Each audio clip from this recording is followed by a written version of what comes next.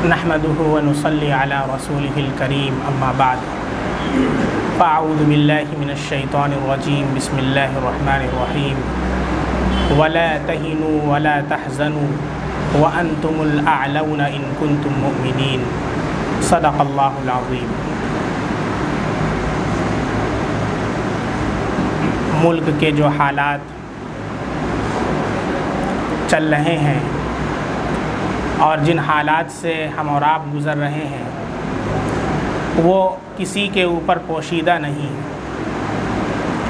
دن بدن اسلام پر، شاعر اسلام پر حملے کیے جا رہے ہیں اور دائرہ زندگی کا تنگ کیا جا رہا ہے۔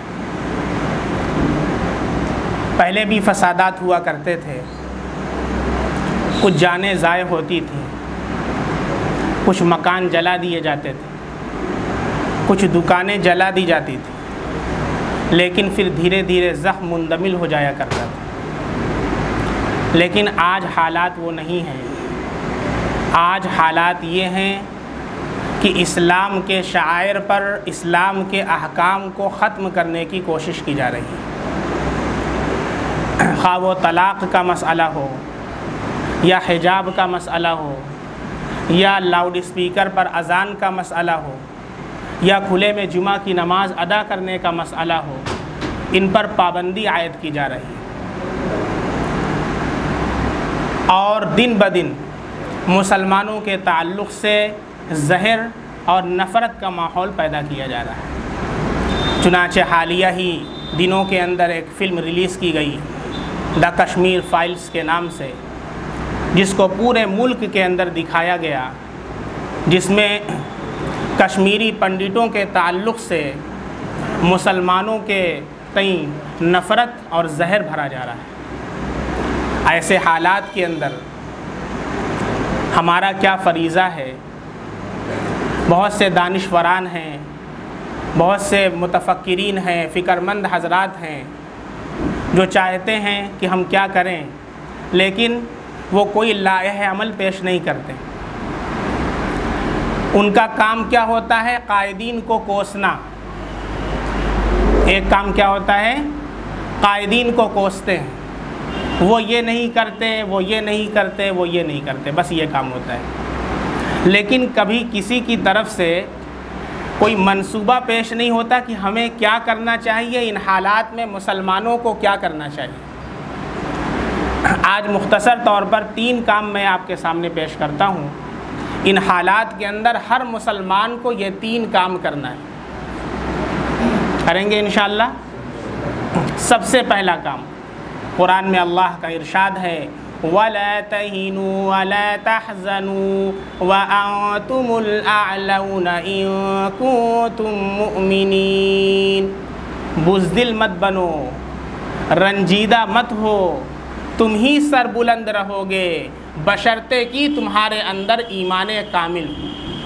سب سے پہلا کام آج کے دور میں ہر مسلمان کو یہ کرنا ہے، اپنے ایمان کو، اپنے اعمال کو، عقائد کو مضبوط کرنا ہے، اللہ سے اپنے گناہوں سے توبہ اور استغفار کرنا ہے، اللہ رب العزت کی طرف لو لگانا ہے، جلوت کے اندر بھی اور خلوت کے اندر بھی حرام سے بچنا ہے۔ جیسے جلوت کا مطلب سمجھ رہے ہیں ظاہر میں، خلوت کا مطلب تنہائی کے اندر، جلوت جہاں پر لوگ موجود ہوتے ہیں۔ تو جیسے ہم لوگوں کے سامنے بالکل صوفی بن جاتے ہیں، تسبیح سبحان اللہ الحمدللہ، اور خلوت میں معاملہ کیا ہوتا ہے؟ پورن ویڈیوز چل رہے ہیں، گانے سن رہے ہیں۔ نہیں، جلوت کے اندر بھی خلوت کے اندر بھی، دونوں کے اندر اللہ سے اپنے معاملات کو صاف کرنا ہے، گناہ سے بچنا ہے مسلمانوں۔ سب سے پہلا کام آج کے دور میں کرنے کا یہ ہے۔ آپ کو، اپنے گھر والوں کو پابند کریں، اپنے بچوں کو، اپنے بچیوں کو پابند کریں اس کام کو، سب سے پہلا کام۔ دوسرا کام کیا کرنا ہے؟ ایک تو مسلمانوں کی شبیہ وہ ہے جسے میڈیا پیش کر رہا ہے، ایک مسلمانوں کی تصویر وہ ہے کہ جسے نفرت آمیز لوگ پیش کر رہے ہیں، کہ جس میں یہ دکھایا جا رہا ہے کہ مسلمان دہشت گرد ہے، مسلمان خونی ہے، مسلمان قاتل ہے، مسلمان بہت بڑا ظالم ہے. ایک وہ تصویر ہے، اور ایک وہ تصویر ہے جو اسلام کی اور مسلمانوں کی حقیقی تصویر ہے کہ جس کے اندر ہمیں رحم کی تعلیم دی گئی ہے، جس کے اندر غریبوں اور بے سہارا کی مدد کی تعلیم دی گئی ہے، جس کے اندر بھوکوں کو کھانا کھلانے کی تعلیم دی گئی ہے، تو ہمیں کیا کرنا ہے؟ اس نفرت بھرے ماحول کے اندر جبکہ مسلمانوں کے تعلق سے لوگوں کے اندر زہر بھرا جا رہا ہے، ہمیں اپنے اخلاق سے، اپنے کردار سے نفرت کا جواب پیار سے دینا ہے، زہر کا جواب پھول سے دینا ہے، اور جو یہ نفرت پیدا کی جا رہی ہے اس کا عملی توڑ پیش کرنا ہے۔ پڑوسیوں کے تعلق سے حدیث میں کتنے احکامات آئے ہیں۔ اللہ کے نبی کا ارشاد ہے تم میں سے کوئی مومن نہیں ہو سکتا جب تک کہ اس کا پڑوسی اس کی تکلیف سے محفوظ نہ ہو۔ پڑوسیوں کا خیال کرنا ہے، اخلاق سے پیش آنا ہے، حقیقی کردار پوری امت کے سامنے، اپنے برادران وطن کے سامنے پیش کرنا ہے۔ ماشاء اللہ لاک ڈاؤن کے اندر جو صورتحال تھی وہ ہمارے سامنے واضح ہے۔ جب جان کے لالے پڑے ہوئے تھے، لاشوں کو اٹھانے والا کوئی نہیں تھا، شمشان گھاٹ لے جانے والا کوئی نہیں تھا، ان کے خود جو ریلیٹیوز تھے، رشتہ دار تھے، انہوں نے اپنے ہاتھ کھڑے کر لیے تھے۔ ایسے دور کے اندر یہ مسلمان، یہ جیالے آگے آتے ہیں اور انہوں نے ان کو کاندھا دیا ہے، ان برادران وطن کی لاشوں کو کاندھا دیا ہے، ان کو کھانا پہنچانے کا، ان کو پانی پہنچانے کا، ان کو راشن پہنچانے کا انتظام کیا ہے، جس کے بہت اچھے اثرات پورے ملک کے اوپر پڑے۔ تو دوسرا کام ہمیں یہ کرنا ہے، اسلام کی جو حقیقی تصویر ہے، مسلمانوں کی جو حقیقی تصویر ہے وہ ہمیں پیش کرنا ہے۔ تیسرا کام کیا کرنا ہے؟ تیسرا کام یہ کرنا ہے کہ ہمیں بزدل نہیں بننا ہے، اپنے اندر سے اپنے آپ کو مضبوط کیجئے۔ دیکھیے موت اللہ کی طرف سے لکھی جا چکی ہے، اور موت آئے گی اور ایک ہی بار آئے گی، دو بار نہیں آئے گی، ایک بار موت آئے گی، اور موت کا وقت بھی لکھا جا چکا ہے۔ بہت سے لوگوں کو دیکھا گیا کہ وہ ڈرے جا رہے ہیں، خوف کے ماحول میں زندگی گزار رہے ہیں۔ ارے کیا ہو گیا بھائی، کیا ہو گیا؟ پائجامہ بھی سے گیلا ہوا جا رہا ہے، بھئی کیا پریشانی ہے آپ کو؟ بھئی موت تو آنی ہے۔ یاد رکھو جملے کو، مومن وہ ہے جس کے ڈی این اے کے اندر ڈر نہیں ہے، مومن وہ ہے جس کے ڈی این اے میں خوف نہیں ہے، اور جس کے ڈی این اے میں خوف ہے وہ مومن نہیں ہو سکتا ہے۔ یاد رکھو اس بات کو۔ قرآن میں اللہ کا ارشاد ہے وَلَا تَهِنُوا وَلَا تَحْزَنُوا وَأَنْتُمُ الْأَعْلَوْنَ إِن كُنتُم مُؤْمِنِينَ۔ اب کیسے خوف کو دور کریں، اس کا بھی طریقہ دیکھیں، سب اللہ کے نبی نے بتایا ہے۔ ہمارے پاس وقت نہیں ہے حدیث کو پڑھنے کا، قرآن کو پڑھنے کا۔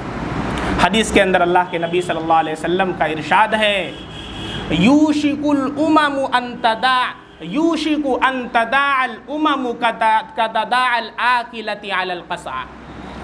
ایک وہ وقت آئے گا جب پوری دنیا کے لوگ، مذہب کے لوگ، مختلف لوگ تمہاری طرف ایسے ٹوٹیں گے جیسے دسترخوان کے اوپر کھانا ہوتا ہے اور ہم لوگ بیٹھتے ہیں تو مختلف ڈشوں کی طرف بلاتے ہیں، ارے یہ بھی ڈش چکھ کے دیکھو کیسی ہے، ارے اس کا تو کوئی جواب نہیں ہے، ارے یہ جو بنی ہے نا یہ چکن، ارے کیا کہنا ہے، ارے یہ سیخ کباب دیکھو کیسا ہے۔ تو جس طریقے سے ڈش کی طرف، دسترخوان پر لوگ ایک دوسرے کو بلاتے ہیں، ایسے مسلمان کی طرف پوری دنیا کے لوگ ایک دوسرے کو بلائیں گے کہ آؤ انہیں کھاؤ۔ صحابہ بہت حیرت میں ہوئے، اس لیے کہ اس وقت صحابہ کی جو حالت تھی، جو ان کی شوکت اور ان کی شان و شوکت تھی، قیصر و کسریٰ ان سے کاپا کرتے تھے۔ تو صحابہ نے کہا اللہ کے نبی وَمِن قِلَّةٍ نَحْنُ يَوْمَئِذٍ، کیا اس وقت ہم کم تعداد کے اندر ہوں گے؟ اللہ کے نبی صلی اللہ علیہ وسلم نے فرمایا لا انتم کا غثاء السیل، تمہاری تعداد اس طرح ہوگی جیسے کہ سیلاب کا، جو سیلاب کے ساتھ جو اوپر کے چیزیں ہوتی ہیں وہ ساری چیزیں جیسے سیلاب کے اندر کوڑا کرکٹ بیٹھا ہے اور اس کے جھاگ ہوا کرتے ہیں، اس طریقے سے تمہاری تعداد ہوگی۔ لیکن تمہاری حیثیت کس کی طرح ہوگی کہ جس طریقے سے سیلاب کے اوپر کوئی تنکا بہتا ہے، سیلاب چاہتا ہے تو نیچے کر دیتا ہے، جب چاہتا ہے اسے اوپر اٹھا دیتا ہے۔ تمہیں جس طرف بہکا دیا جائے گا، جس طرف ڈھلا دیا جائے گا، تم اس طرف ڈھل جاؤ گے، تمہاری اپنی کوئی حیثیت نہیں ہوگی۔ اور پھر اللہ کے نبی صلی اللہ علیہ وسلم نے فرمایا کہ اللہ رب العزت تمہارے دشمن کے دلوں سے تمہارا رعب ختم کر دیں گے۔ وَلَيَنزِعَنَّ اللَّهُ مِن قُلُوبِ عَدُوِّكُمْ، اللہ رب العزت تمہارے دشمن کے دلوں سے المحابۃ منکم تمہارا رعب ختم کر دیں گے، اور اللہ تمہارے دلوں میں وہن پیدا فرما دیں گے۔ صحابہ نے پوچھا ومل وہن یا رسول اللہ، اے اللہ کے رسول وہن کیا ہے؟ اللہ کے نبی نے فرمایا حب الدنیا و کراہیت الموت، تمہارے اندر دنیا کی محبت پیدا ہو جائے گی اور موت سے تم بھاگو گے، موت کی نفرت تمہارے اندر پیدا ہو جائے گی۔ دنیا کی محبت کیا ہے؟ مال کی محبت ہے، نماز کا وقت ہے لیکن ہمیں دکان پیاری ہے، دنیا کی محبت ہے، وراثت میں بہنوں کو حصہ نہیں دیتے ہیں، دنیا کی محبت ہے، جھوٹ بولتے ہیں دنیا کی محبت کے اندر، رشوت لیتے ہیں دنیا کی محبت کے اندر۔ مسلمان یہ کہتے ہیں کہ بغیر جھوٹ اور رشوت کے کیسے کاروبار چلتا ہے، یہ دنیا کی محبت ہے۔ اس دنیا کی محبت کو وہاں سے نکالنا پڑے گا، تبھی اللہ کی مدد آئے گی۔ کیسے نکالنا ہے؟ اب ان چیزوں کو ختم کر کے اللہ کی آواز پر لبیک کہنا ہے، اور موت کی نفرت جو دل کے اندر ہمارے اندر خوف بیٹھا ہوا ہے، بزدلی ہے، اس بزدلی کو ختم کرنا ہے۔ اللہ کا ارشاد ہے اذا جاء اجلہم لا یستأخرون ساعۃ ولا یستقدمون، جب تمہاری موت آئے گی نہ ایک قدم آگے بڑھ سکو گے نہ ایک قدم پیچھے ہٹ سکو گے۔ اس لیے موت تو آنی ہے اور اپنے وقت پر آنی ہے، اس لیے موت سے ڈرنا نہیں ہے، موت سے گھبرانا نہیں ہے۔ اور ہمارے دستور نے ہم کو یہ اجازت دی ہے، ہم کو یہ پرمیشن دیا ہے، ہمارے اسلام نے بھی دیا ہے، ہم کو حق دفاع حاصل ہے، ہم کو اپنے حق کا دفاع حاصل ہے۔ اگر خدا نخواستہ ایسے حالات پیدا ہو جاتے ہیں کہ کوئی آپ کے اوپر حملہ کرتا ہے، آپ کے خاندان کے اوپر حملہ کرتا ہے، تو ایسی صورت میں صرف نعرے تکبیر نہیں لگانا ہے، ایسی صورت میں بیٹھ کر کے سبحان اللہ کی تسبیح نہیں پڑھنا ہے، ایسی صورت کے اندر انہیں چھٹی کا دودھ یاد دلا دینا۔ یاد رکھیے، اپنی جان کو یوں ہی ضائع نہیں کرنا ہے، اپنے حق کو بچانے کے لیے، اپنے نفس کی حفاظت کے لیے۔ اگر کوئی ہماری جان کے اوپر حملہ کرتا ہے، ہمارا دستور ہمیں یہ حق دیتا ہے کہ ہم یوں ہی اپنی جان نہیں دیں گے۔ اور ٹیپو سلطان کا وہ جملہ یاد رہے، گیدڑ کی 100 سال کی زندگی سے شیر کی 1 دن کی زندگی بہتر ہے۔ اس لیے مسلمانوں، اپنے حالات کو درست کرنے کے لیے 3 کام کرو۔ سب سے پہلا کام، اپنا تعلق اپنے اللہ سے استوار کرو، اپنے ایمان کو، اپنے اعمال کو مضبوط کرو۔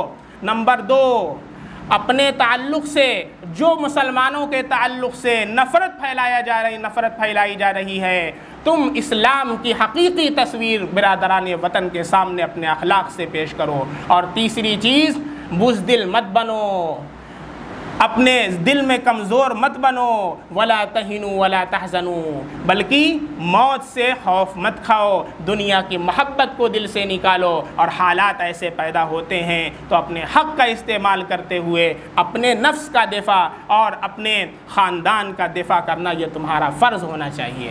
انہی چند کلمات کے ساتھ، چونکہ آج کے حالات میں بہت سے لوگ اس طرح کے سوالات کرتے ہیں لیکن کوئی حقیقی حل پیش نہیں کیا جاتا ہے، قرآن و حدیث کی روشنی میں یہ 3 باتیں آپ کے سامنے پیش کی گئی ہیں۔ اگر اس کے اوپر ہر مسلمان عمل کرے، آپ دیکھیں اللہ کی مدد نازل ہوگی انشاءاللہ، اور مسلمان اس خوف سے اور دہشت کے ماحول سے باہر آئیں گے اور اللہ کی مدد نازل ہوگی۔ اللہ رب العزت ہمیں عمل کی توفیق عطا فرمائے۔ اور آج چونکہ 20 رمضان ہے، آج ہی کے دن اعتکاف میں بیٹھنا ہے، اخیر عشرے کا جو سنت والا اعتکاف ہے، آج ہی کے دن عصر کے بعد مغرب سے پہلے بیٹھنا ہے۔ حضرت ابن عباس رضی اللہ عنہ کی روایت ہے کہ جو اللہ کے لیے ثواب کی نیت سے 1 دن کا اعتکاف کرتا ہے، اللہ اس کے اور جہنم کے درمیان 3 خندق حائل فرما دیتے ہیں، اور 1 خندق کی جو مسافت ہے وہ آسمان اور زمین کی مسافت جتنی بڑی ہے۔ اس لیے بہت زیادہ افسوس کی بات ہے، پہلے جب ہم چھوٹے تھے تو دیکھتے تھے کہ مسجدوں میں بہت سے لوگ اعتکاف کیا کرتے تھے، لیکن اب دیکھتے ہیں کہ عورتوں میں یہ جذبہ زیادہ پایا جا رہا ہے، مردوں میں کم ہوتا جا رہا ہے، فرشتوں والا ماحول ہے۔ اس لیے میری گزارش ہے کہ آپ لوگ اپنے اپنے محلے کی جو مساجد ہیں، کم از کم اس میں ایک فرد کو تو کوشش کریں کہ بیٹھ جائیں۔ عورتیں تو اپنے گھر میں بیٹھیں، لیکن مرد حضرات مسجدوں کے اندر آج ہی کے دن بیٹھنا ہے۔ اس کی کوشش کریں کہ وہ 10 دن کا جو سنت مؤکدہ والا اعتکاف ہے اس میں ضرور بیٹھیں۔ اگر کوئی نہیں بیٹھتا ہے تو ساری بستی کے لوگ گنہگار ہوں گے، اور اللہ رب العزت کی جو وبا ہے، اللہ کی طرف سے جو عذاب ہے، اللہ کا جو عتاب ہے وہ نازل ہوگا۔ اس لیے کسی نہ کسی کو ہم ضرور بیٹھائیں مسجد کے اندر۔ اگر ایک شخص بھی بیٹھتا ہے تو سب لوگوں کی طرف سے یہ سنت مؤکدہ علی الکفایہ ادا ہو جائے گی اور سب کی طرف سے یہ بلا اٹھ جائے گی اور اللہ رب العزت گناہ سے محفوظ فرما دیں گے۔ آج ہی کا دن ہے، اس کے لیے آپ حضرات بھی اپنے اپنے محلے میں، اپنے اپنے گاؤں میں کوشش کریں۔ اللہ رب العزت عمل کی توفیق عطا فرمائے۔ وآخر دعوانا الحمد للہ رب العالمین۔